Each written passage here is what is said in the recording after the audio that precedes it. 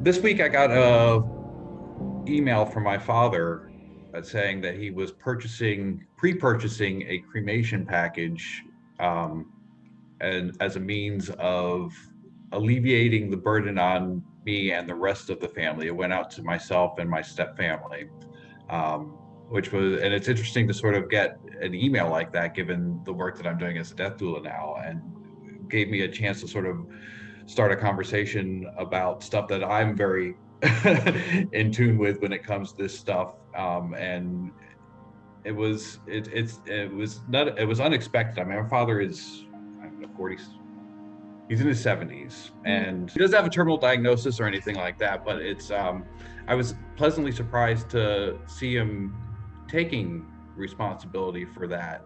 Although I was curious, because I'm like, is this, I did think, I'm like, oh my goodness, is he sick? And this is his passive aggressive way, or indirect way of saying, oh, by the way, I'm dying in 6 months. And that is not the case, because I did follow up with it, but it did, from a doula perspective, I was like, hey, I thought it was great that he was, taking responsibility for that, and saying, recognizing his own mortality, and being okay talking with us about it too.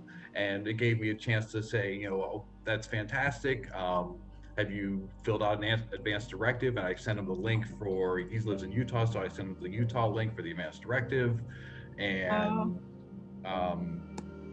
CC, like the rest of the family got these messages also. And I followed up with a private message saying, are you okay also? I haven't heard any, like I did a group response to the email, and I haven't seen any other responses, so I have no idea if or how any of the other people responded. And for me, it was very natural, and not, no, like, it's like, okay, this is just, again, I was happy to see him doing something like that. And it did make me sort of wonder how is everybody else responding to an email like that? Especially the subject line was "end of race" with an exclamation point, and I'm like, so he's got a good sense of humor about it, I guess, which I'm pleased to. I mean, because he and I, I lost my mother. He lost his wife 25, 90, 92, 30 years ago almost. Wow. So, and we were both in very different places then as far as death and dying goes. And, I've obviously, come to where I am now with the stuff, and he's obviously comfortable enough with it to go out and buy a cremation package. I actually, on my own, I thought about sending him like alternatives for, what else you can do with your ashes and stuff like that. But that's the sort of first time that I've had a personal death and dying email / conversation since I've got into this work. And it was, wow. I was actually, given how my, my relationship with my father and how stuff has gone down in the past, I was, again, very pleased to see him doing that sort of thing. So when you were talking, I was thinking about the personal. I'm always kind of, I don't know exactly how much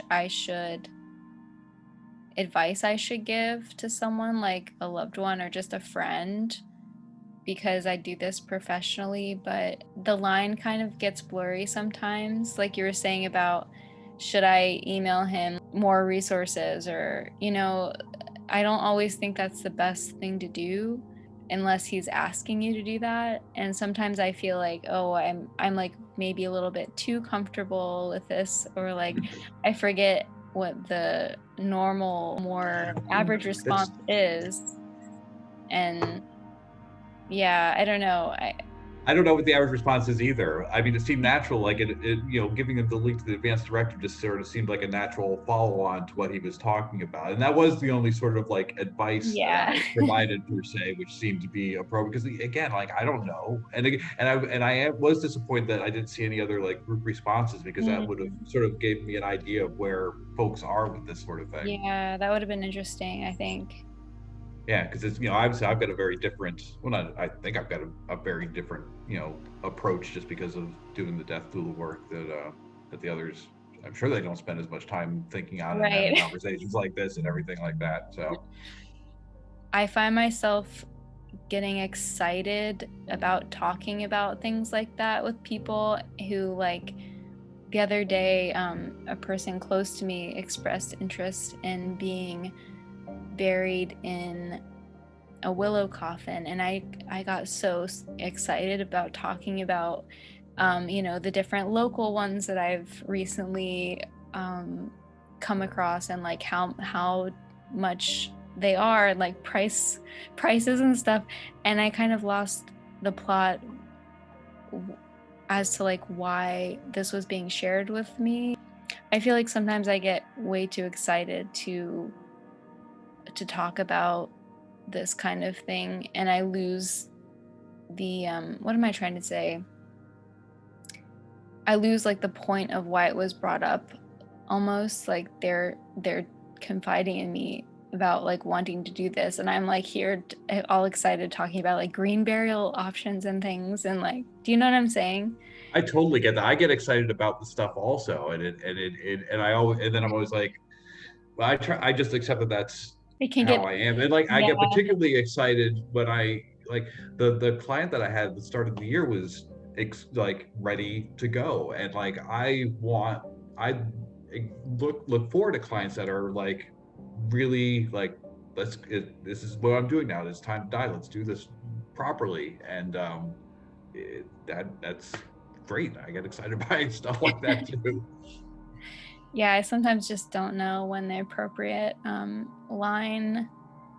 I suppose maybe like therapists feel a similar way when a friend comes to them with like an issue or a problem. They want to have their friend hat on, not their therapist hat on.